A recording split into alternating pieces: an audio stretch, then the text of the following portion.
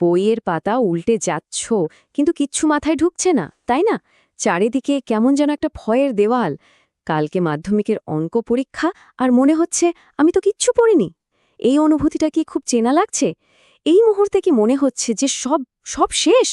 আচ্ছা, যদি বলি না, কিচ্ছু শেষ হয়নি, চলো এই ভয়টাকেই আজ রাতে আমরা আমাদের সবচেয়ে বড় শক্তিতে বদলে ফেলি। আমি জানি এই সময়টায় ঠিক কতটা চাপ লাগে। সারা বছরের পরিশ্রম, বাবা মায়ের এত আশা, বন্ধুদের সঙ্গে একটা চাপা প্রতিযোগিতা, সবকিছু মিলেমিশে কেমন যেন একটা পাহাড় প্রমাণ বোঝা মনে হয়, তাই না? মনে হয় এই একটা মাত্র রাত হয় সবকিছু ঠিক করে দেবে, না হলে সব নষ্ট করে দেবে। বুকের ভেতরটা ধুকপুক করছে, আমি বুঝতে পারছি।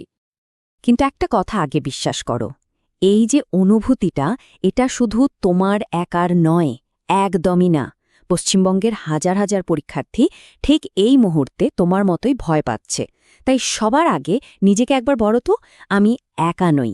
এই ভয় পাওয়াটা খুব স্বাভাবিক।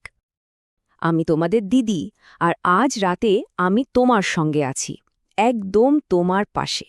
আমরা দুজনে মিলে এই ভয়টাকে জয় করবই।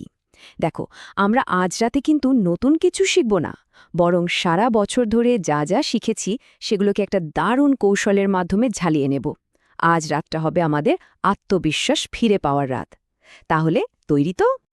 প্রথমেই এই কথাটা মাথার মধ্যে একদম গেঁথে নাও, অঙ্ক কিন্তু মুখস্থ করার জিনিস নয়, এটা কনসেপ্ট বোঝার আর প্র্যাকটিস করার বিষয়। আর তোমরা সারা বছর ধরে ঠিক এটাই করে এসেছ। আজ রাতে আমরা শুধু সেই ধারণাগুলোর ওপর থেকে ধুলোটা ঝেড়ে সেগুলোকে আরও একবার ঝকঝকে করে তুলব। চলে, আর কথা না বাড়িয়ে এবার সরাসরি কাজে নামা যাক। কি লাগবে? বেশি কিছু না, সামনে নিয়ে এসো তোমাদের গণিত প্রকাশ বইটা, একটা কলম আর একটা খাতা। শুধু আমার কথা শুনলে কিন্তু চলবে না, আমার সাথে সাথে কাজ করতে হবে। নিয়েছো বইটা হাতে? চলো, আমরা এখনই শুরু করছি। আমাদের স্ট্র্যাটেজির শুরুটা হবে সেই জায়গাগুলো দিয়ে যেখান থেকে নম্বর তোলাটা প্রায় বলা যায় নিশ্চিত। হ্যাঁ, আমি উপপাদ্য আর সম্পাদ্যের কথা বলছি। এই দুটো বিভাগে পুরো নাম্বার পাওয়া কিন্তু সবচেয়ে সহজ। চলো দেখি কোনগুলো সবথেকে বেশি গুরুত্বপূর্ণ। উপপাদ্যের জন্য এই 5টা নম্বর এক্ষুনি বইয়ে দাগিয়ে নাও। 32, 33, 34, 41 এবং 48।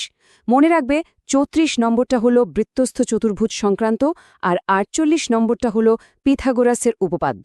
এই দুটো থেকে প্রশ্ন আসার সম্ভাবনা মারাত্মক বেশি। তাই এই দুটোকে সবার আগে ঝালিয়ে নাও, কোনোভাবে কিন্তু ছাড়া যাবে না এগুলো। আর একটা খুব জরুরি কথা, সাবধান, শুধু কিন্তু চোখ বোলালে হবে না, একদম না। প্রত্যেকটা উপপাদ্য একবার হলেও না দেখে খাতায় লেখার চেষ্টা করো। ছবিটা নিজে আঁকো, তারপর প্রদত্ত, প্রামাণ্য বিষয়, অঙ্কন আর প্রমাণ, এই 4টে ধাপ মেনো একবার লিখে নাও। আমার কথাটা শোনো, দেখবে আত্মবিশ্বাস কোথায় পৌঁছায়। উপপাদ্যের মতোই গুরুত্বপূর্ণ হল প্রয়োগ। আমি জানি এগুলো একটু কঠিন মনে হতে পারে, কিন্তু বিশ্বাস করো, এই 5টা প্যাটার্ন যদি বুঝে নাও তাহলে তুমি অনেকটা এগিয়ে থাকবে। বইয়ের পাতার নম্বর মিলিয়ে এগুলো দাগাও। 63 পৃষ্ঠার 2 নম্বর প্রয়োগ, 206 পৃষ্ঠার 4 নম্বর, 252 পৃষ্ঠার 18 নম্বর, 259 পৃষ্ঠার 5 নম্বর, আর সবশেষে 288 পৃষ্ঠার 9 নম্বর প্রয়োগ। এবার আসি সম্পাদ্যে। এখান থেকে পুরো নম্বরটা আমাদের তুলতেই হবে। 3টে জিনিস খুব খুব ভালো করে অভ্যাস করে যাও। 1. ত্রিভুজের পরিবৃত্ত অঙ্কন। 2. আয়তক্ষেত্রের সমান ক্ষেত্রফল বিশিষ্ট বর্গক্ষেত্র অঙ্কন। আর 3 নম্বর হল বৃত্তের স্পর্শক অঙ্কন, যেটা তোমরা কোষে দেখি 17তে পাবে। ফাসিন থাকো, এই 3টের মধ্যে একটা আসবেই। বাহ, দারুণ! জ্যামিতির কিল্লা আমরা কিন্তু সুরক্ষিত করে ফেলেছি।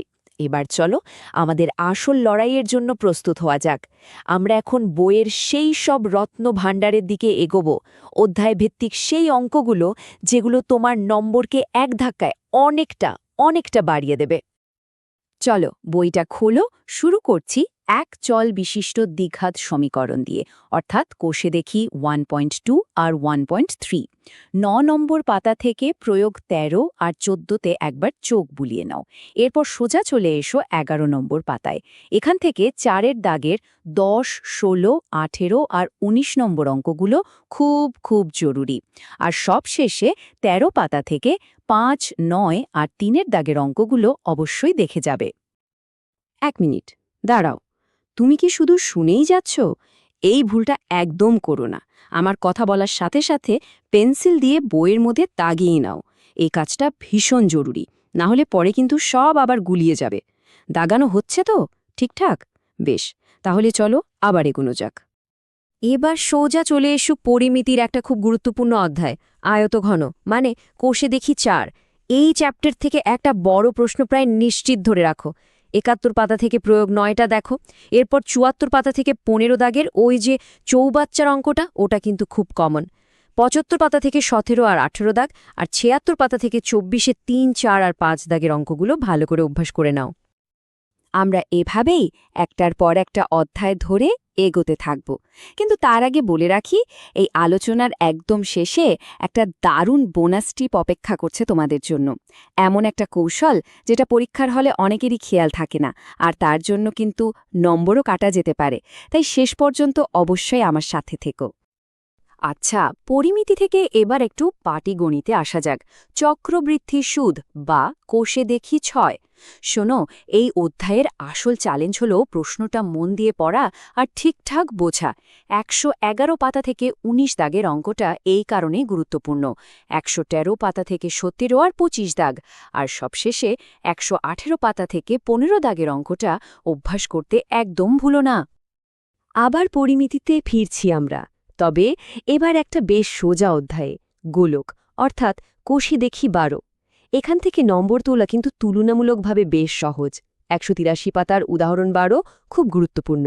এরপর 184 পাতা থেকে 6, 12, 13 আর 14 দাগের অঙ্কগুলো, আর 185 পাতা থেকে 16 দাগের 4 আর 5 নম্বর অঙ্কগুলো অবশ্যই দেখে যাবে।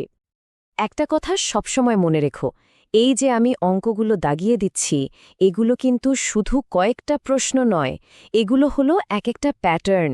এই ধরনের অঙ্কগুলো ভালো করে বুঝে নিলে পরীক্ষার হলে প্রশ্ন যদি একটু ঘুরিয়েও আসে, তোমরা ঠিক সমাধান করতে পারবে। তাই শুধু অঙ্কটা নয়, প্যাটার্নটা ধরার চেষ্টা করো। আমরা প্রায় শেষের দিকে চলে এসেছি। এতক্ষণ আমরা দেখলাম কোন কোন অঙ্কগুলো আমাদের ঝালিয়ে নিতেই হবে। এবার আমরা জানব পরীক্ষার হলের জন্য আর আজকের রাতের জন্য শেষ মুহূর্তের কিছু দারুণ কৌশল। আর হ্যাঁ, সেই বোনাস টিপটাও তো এখনো বাকি আছে। চলো এবার তাহলে সেই বিশেষ কৌশলটা জেনে নেই। আমি ভালোবেসে এর নাম দিয়েছি অদৃশ্য চিত্র। পরীক্ষার হলে অনেক সময় এই অদৃশ্য চিত্রটাই তোমার বাঁচা মরার প্রশ্ন হয়ে দাঁড়াতে পারে। কথাটা খুব সহজ, কিন্তু মারাত্মক জরুরি। জ্যামিতি বা পরিমিতির অনেক প্রশ্নে কিন্তু কোনো ছবি দেয়া থাকবে না, শুধু বর্ণনা দেয়া থাকবে। ওই লেখাটা পড়ে সেই লেখা থেকে সঠিক ছবিটা আঁকতে পারাটাই কিন্তু আসল চ্যালেঞ্জ। বিশ্বাস করো, ছবিটা ঠিকঠাক আঁকতে পারলেই অর্ধেক অঙ্ক ওখানেই শেষ। তাই প্রশ্ন পেয়েই ছবি আঁকার কথা ভুলো না যেন। তাহলে আজকের রাতের জন্য তোমার ফাইনাল চেকলিস্ট কি দাঁড়াচ্ছে? 1, দাগিয়ে দেওয়া উপপাদ্যগুলো আর একবার ভালো করে দেখে নাও। 2, ওই 3 ধরনের সম্পাদ্য হাতে কলমে একবার এঁকে নাও। 3, যে অধ্যায়ের অঙ্কগুলো দাগানো হলো সেগুলোতে শুধু চোখ বুলিয়ে নাও, নতুন করে করতে হবে না। আর 4 এবং সবচেয়ে জরুরি, অন্তত 6 ঘন্টা ভালো করে ঘুমাও। মাথা ঠান্ডা রাখাটা খুব দরকার। মনে রেখো, তুমি সারা বছর ধরে এই পরীক্ষাটার জন্য প্রস্তুতি নিয়েছ। আজকের এই একটা রাত শুধু সেই প্রস্তুতিকে গুছিয়ে নেওয়ার রাত, নিজের উপর বিশ্বাসটাকে ফিরিয়ে আনার রাত। তোমার প্রস্তুতিতে কোনো খামতি নেই। কাল সকালে একটা শান্ত মন নিয়ে পরীক্ষা দিতে যাও। তুমি পারবেই। যাও এবং সফল হও।